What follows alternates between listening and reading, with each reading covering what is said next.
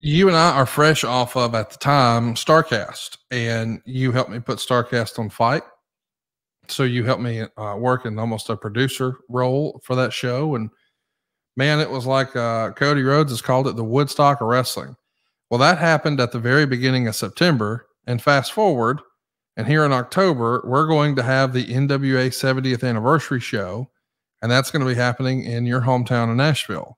And as soon as this was on the radar, you and I had been working so closely together.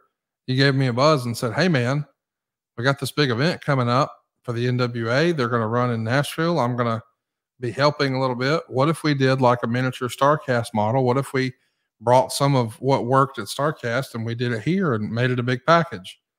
And I said, "Jeff, I would love to do that, but I'll be on my honeymoon. So I won't actually be able to attend this one." And so you said, "Well, can you just give us some ideas and can we work?" I was like, "Yeah." So that became the beginning of mine and your sort of working relationship. And I was so enamored with the All In show, and clearly Tony Khan was. That All In show really worked as like a proof of concept for what became All Elite Wrestling. But there was a lot of great stars on that. There were a lot of great matches on that. But in my opinion, the best story on that was the 10 pounds of gold story that Dave Lagana helped tell through the YouTube channel for the NWA, where Nick Aldis is the more traditional touring world champion, the British superstar, the former, handpicked heir to the throne for Impact Wrestling. And now here's the story of the chase. Dusty Rhodes' son, Cody, trying to achieve the same championship acclaim that his dad before him had. The NWA world title, once upon a time, was the prize in professional wrestling. And just that story and that chase made it feel really special. And that night in the arena, and I know you were there, before the guys even locked up, and they ring the bell and they're standing across from each other, looking at each other. It was as close to a non-WWE Hogan Rock moment as you could get, where no one's touching, no one's talking, no one's doing anything. And you could just feel the electricity build and build and build. And you see Cody sort of look to the left and look to the right. And I don't know how much of that was organic and because how can you really plan that spot? Either the crowd's with it or they're not. And I know that one of Cody's favorite matches of all time was Rock Hogan from WrestleMania 18.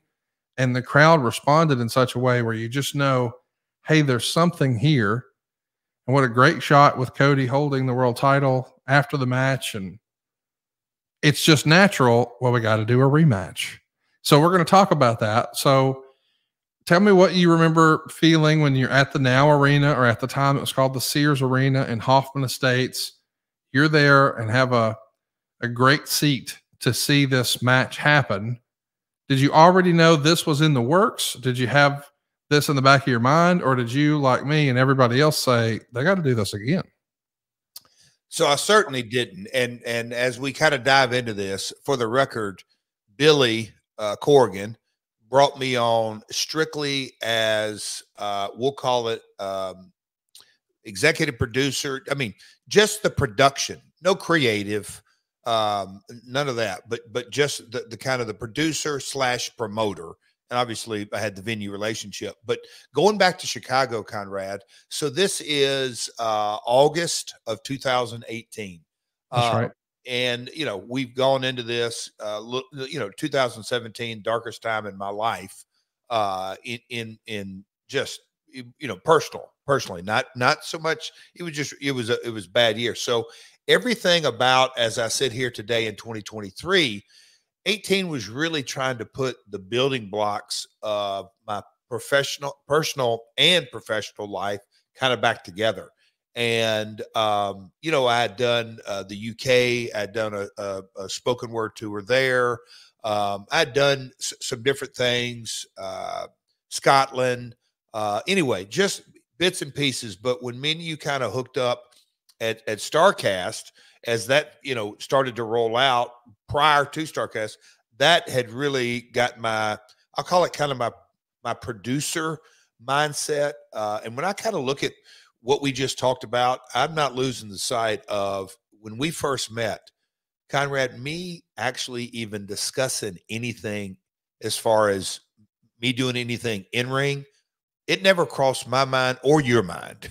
No. it just wasn't in the cards. I say that to say that I was fired up for the StarCast component from day one, from New Japan Wrestle Kingdom 9. It goes without saying, Fight. I'm probably been their biggest cheerleader and everything.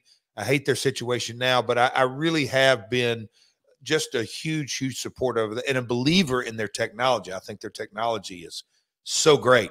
And so bringing StarCast and Fight and all that with you together, when Nick called me and said, hey, I want you to be in my corner, you have been very important, impactful, pardon the pun, a part of my career since the day I kind of arrived in America. I was surprised.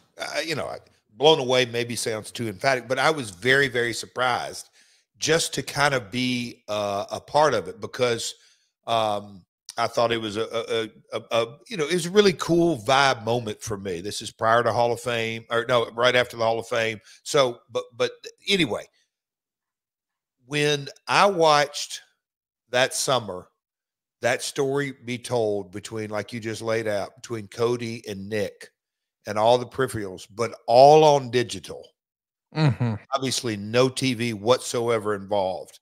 And I say that there was a little bit with Ring of Honor, but for all intents and purposes, Nick wasn't a part of Ring of Honor, and that story was kind of done organically, and the stars aligning, and as you said, Tony, which I had no idea, but Jericho being a part of the show, Ray being a part of the show. It was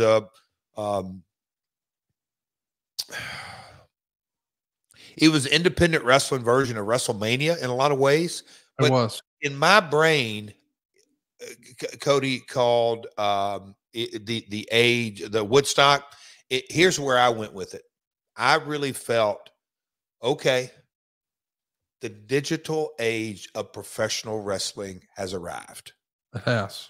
That to me was the flag in the ground that Young Bucks were red hot, and yes, they had the New Japan and Ring of Honor, and I'm not discounting Ring of Honor TV, but still, I think even the guys would say it, their buzz was more off of kind of the New Japan Bullet Club than it was Ring of Honor. So the stars were really aligning.